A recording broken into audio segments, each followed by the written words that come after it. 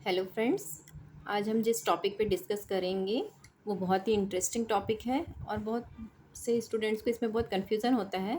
लेकिन मुझे पूरी तरह से विश्वास है कि आज का ये वीडियो देखने के बाद आप लोगों को बिल्कुल भी कन्फ्यूज़न इस टॉपिक में नहीं रहेगा। आपको चाहे वाइवा में हो, रिटन एग्ज़ाम हो, पीजी एग्ज़ाम हो, इस टॉपिक में से अगर कुछ भी क्वेश्चन आएगा तो आपको बहुत ईजिली बन जाएगा आज का ये वीडियो देखने के बाद।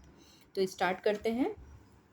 इनडायरेक्ट पल्प कैपिंग, जैसे हमें नाम से ही पता चल रहा है कि इनडायरेक्ट का मतलब होता है कोई चीज़ डायरेक्ट नहीं रखी गई है। क्या चीज़ डायरेक्ट नहीं है? पल्प कैपिंग डायरेक्ट नहीं है। तो क्या है? हम इसके समझने के लिए हमें पहले समझना पड़ेगा, दो तीन चीज़ें समझनी पड़ेंगी कि डायरेक्ट पल्प कैपिंग हम तब कहेंगे डायरेक्ट जब हम जो पल्प कैपिंग मटेरियल यूज़ कर रहे हैं वो डायरेक्ट पल्प के ऊपर यूज़ करें तो उसे डायरेक्ट कहेंगे। लेकिन जब हम पल्प कैपिंग मटेरियल जो मेनली कैल्शियम हाइड्रोक्साइड ही होता है, वो जब हम डायरेक्ट पल्प के ऊपर ना यूज़ करके पल्प और कैल्शियम हाइड्रोक्साइड के बीच में कुछ चीज़ रहती है तो इसे हम इनडायरेक्ट पल्प कैपिंग कहते हैं। अब वो चीज़ क्या रहती है उसे समझने के लिए हमें दो चीज़ें और समझनी पड़ेंगी। पहला है अफेक्टेड डेंटिन, अफेक्टेड डेंटिन, और दूसरा है इनफेक्टेड डेंटिन। इनफेक्टेड डेंटिन ये होता क्या है, आइए समझते हैं। देखिए क्या होता है, जब बैक्टीरिया टूथ पे अटैक करता है, बैक्टीरिया टूथ पे अटैक करता है तो एसिड रिलीज होता है। इस एसिड के कारण इनेमल, डेंटिन, इस सब में क्या होता है? Demineralisation, demineralisation. तो इस डीमिनरलाइजेशन के कारण ही होता है केरीज। ठीक है। अब जिस डेंटिन में डीमिनरलाइजेशन हो गया है, लेकिन अगर फ्लोराइड मिले, फ्लोरीन मिले, तो वो रीमिनरलाइज की प्रोसेस के थ्रू जाकर रीमिनरलाइज हो सके। अगर वो रीमिनरलाइजेशन हो सके उस डेंटिन का तो उसे कहेंगे अफेक्टेड डेंटिन। और जिसका रीमिनरलाइजेशन नहीं हो सके, जिस डेंटिन का रीमिनरलाइजेशन पॉसिबल ही नहीं है, उसे हम कहेंगे infected dentin. Affected dentin can be remineralized and infected dentin can't be remineralized. Okay, I hope आपको समझ आ गया अफेक्टेड इन्फेक्टेड डेंटिन का डिफरेंस। अफेक्टेड डेंटिन को रीमिनरलाइज कर सकते हैं, इनफेक्टेड डेंटिन को रीमिनरलाइज नहीं किया जा सकता। दूसरा डिफरेंस और है कि हमें पता कैसे चलेगा कि ये अफेक्टेड डेंटिन है कि ये इन्फेक्टेड डेंटिन है।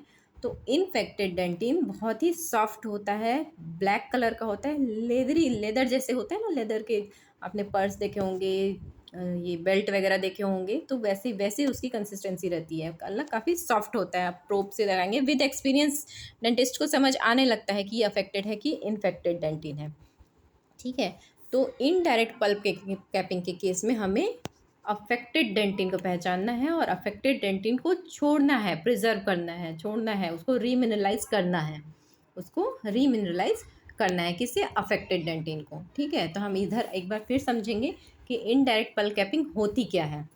तो इसके लिए सबसे पहले हमें देखना है कि इसका इंडिकेशन क्या है। इंडिकेशन ये है कि जब भी जो पल्प है उसमें मिनिमल इन्फ्लेमेशन है, मतलब हम पल्प वाइटलिटी टेस्ट करते हैं तो पल्प पूरी तरह से वाइटल है, तब हेल्दी है। लेकिन केरीज जो है वो काफ़ी डीप है, बड़ी है ना। तो अगर थोड़ी छोटी मोटी केरीज रहेगी तो हम उसमें इनडायरेक्ट पल्प कैपिंग क्यों करेंगे, आरसीटी क्यों करेंगे, उसमें डायरेक्ट अपन रेस्टोरेशन कर देंगे, है ना। लेकिन अगर केरियस लीजन जो है वो काफ़ी बड़ा है एंड क्लोज टू पल्प है, मान लीजिए केरियस लीजन है, ये केरियस लीजन है और this is close to pulp, है ना। जनरली क्या होता है, प्राइमरी टूथ जो रहते हैं उनके पल्प फॉर्म काफ़ी हाई होते हैं, पल्प चैम्बर बड़ा होता है तो उसमें एक्सपोजर की चांसेस ज़्यादा होती हैं प्राइमरी टूथ में, है ना। तो जनरली प्राइमरी टूथ में जब केरियस लीजन बहुत ज़्यादा डीप होता है, पल्प के हॉर्न के या पल्प चैम्बर के काफ़ी क्लोज होता है, तो ऐसे केस में हम इनडायरेक्ट पल्प कैपिंग करते हैं। करने के लिए करते क्या है, प्रोसीजर क्या होता है। मान लीजिए ये जो कैविटी है इसे हम पहले स्लो स्पीड में बर से रिमूव करते हैं। आफ्टर दैट एक्सकेवेटर के थ्रू से इनसाइड आउट मोशन में इस केरियस जो सॉफ्ट इन्फेक्टेड डेंटिन रहेगा, केरियस पोर्सन जितना भी रहेगा उसे हम सबको रिमूव करेंगे, लेकिन स्पीड हमारी बहुत स्लो होनी चाहिए और जेंटल होनी चाहिए, otherwise we will expose the pulp, है ना। तो हम इसे धीरे धीरे इसे रिमूव करेंगे और लास्ट में अफेक्टेड डेंटिन को छोड़ देंगे। अफेक्टेड डेंटिन को रिमूव नहीं करेंगे which is close to the pulp.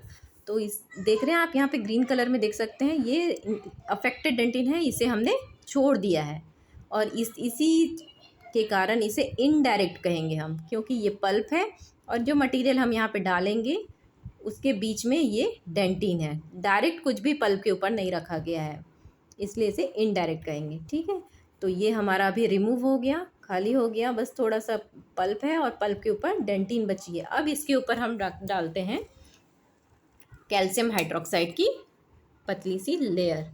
ये हो गया हमारा कैल्शियम हाइड्रोक्साइड, जो कि मोस्ट कॉमनली यूज्ड मटेरियल है फॉर आईपीसी।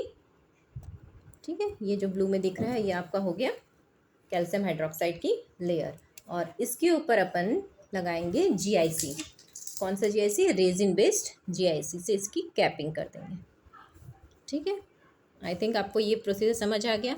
पल्प डेंटिन जो कि हमने छोड़ी है, बहुत ज़्यादा एक्सकेवेट नहीं की है, अफेक्टेड डेंटिन है, उसके ऊपर हमने डाला कैल्शियम हाइड्रोक्साइड और जीआईसी से कैपिंग कर दी। ठीक है, अब इससे होगा क्या, जो कैल्शियम हाइड्रोक्साइड है वो डेंटिन में रीमिनरलाइजेशन होगा और बनेगा रिपेरेटिव डेंटिन। ये दो तीन चीज़ें टर्म आप लोग याद रख लीजिए। रिपेरेटिव डेंटिन, तो जो डेंटिन बनता है उसे क्या कहते हैं? आईपीसी के केस में जो डेंटिन बनता है उसे क्या कहते हैं? Reparative dentin. अब ये रिपेरेटिव डेंटिन बनने का एक पर्टिकुलर रेट होता है, ऐसा रिसर्च करते हैं तो ये पता चलता है, ये तो ऐसे हमें तो नहीं पता चलेगा। तो ये रेट भी याद रख लीजिए आप, आपको एग्ज़ाम्स में वाइवा के लिए या नीट में आगे आपको कोई भी एग्ज़ाम्स के लिए काम आ सकता है। तो 1.4 micron per day, that would be the rate.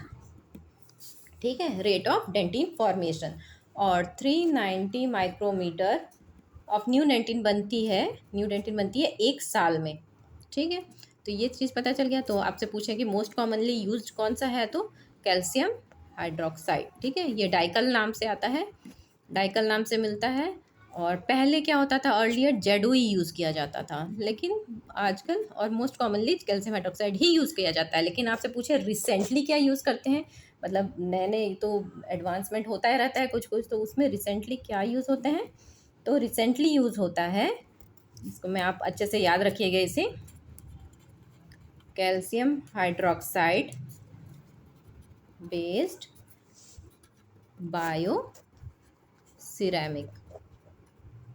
ठीक है, calcium hydroxide based bio ceramics use होते हैं। ठीक है, आई होप इतना आप लोगों को समझ आ गया।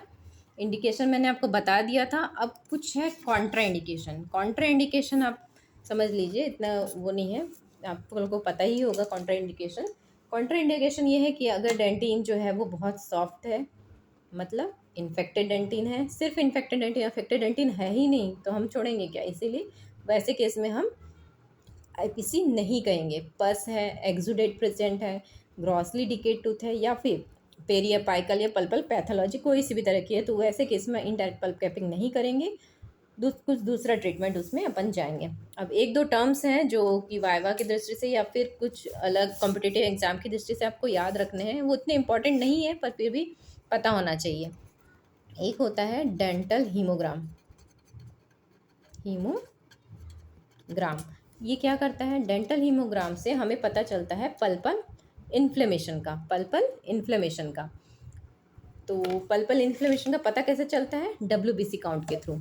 ठीक है, क्या पता चलता है, पल्पल इन्फ्लेमेशन कैसे, डब्ल्यूबीसी के काउंट के थ्रू। ठीक है, अब दूसरा टर्म एक याद रखना है आपको, प्रेपोमीटर। प्रेपोमीटर, प्रेपोमीटर क्या करता है, प्रेपोमीटर से होता है अमाउंट ऑफ रिमेनिंग डेंटिन का पता चलता है। हमने बताया ना कि कुछ रिमेनिंग डेंटिन रहना चाहिए, जितना तो है कि नहीं है, कितना है, वो पता चलता है प्रेपोमीटर से। और कैसे पता चलता है, तो वो लाइट के थ्रू डालते हैं, इतना प्रोसीजर में डीप जाने की ज़रूरत नहीं है, बस इतना वही बस याद रखिए।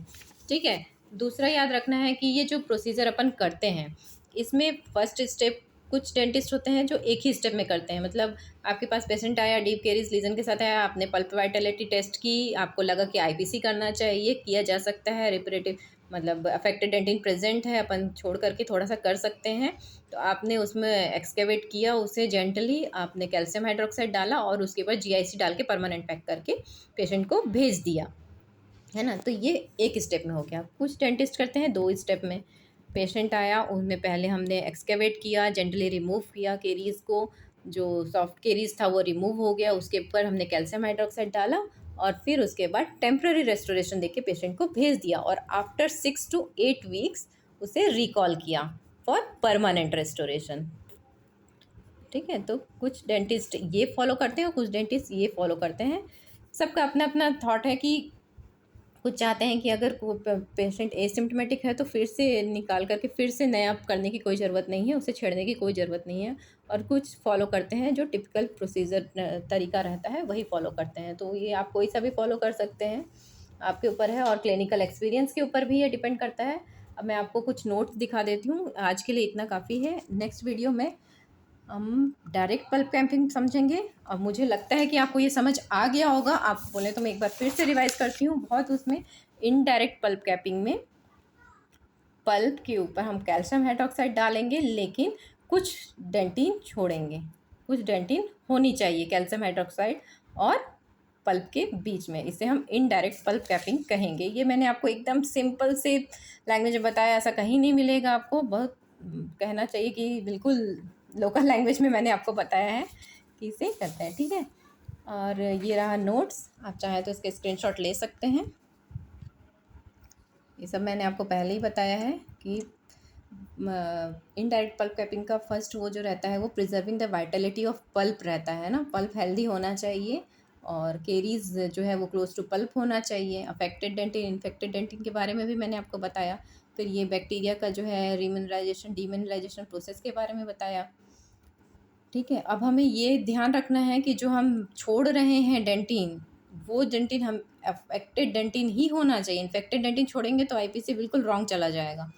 ठीक है, अब रिस्टोर विथ कैल्शियमाटाइज ये पता है मैंने, डाइकल कहते हैं। रिपरेटिव डेंटिन बनता है, ये भी याद रखिएगा। कौन सा डेंटिन बनता है? रिपरेटिव डेंटिन। किससे? ओडोंटोब्लास्ट से।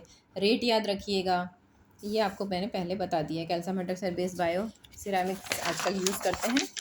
ये इंडिकेशन है, चाहे तो आप स्क्रीनशॉट ले सकते हैं। ठीक है, इंडिकेशन है, कॉन्ट्रा इंडिकेशन है, और ये डेंटल हेमोग्राम, ट्रेपोमीटर 2 स्टेप में होते हैं। तो ये शॉर्ट में आपको इनडायरेक्ट पल्प कैपिंग, आप 1 बार 2 बार वीडियो देखिए, आपको बिल्कुल याद हो जाएगा कि इनडायरेक्ट पल्प कैपिंग क्या होता है। आप नींद में भी आपसे कोई क्वेश्चन पूछे तो आप बता पाएंगे। आई होप आपको वीडियो पसंद आया होगा। प्लीज़ अगर पसंद आया तो आप लाइक, शेयर एंड सब्सक्राइब ज़रूर करिएगा। Thank you.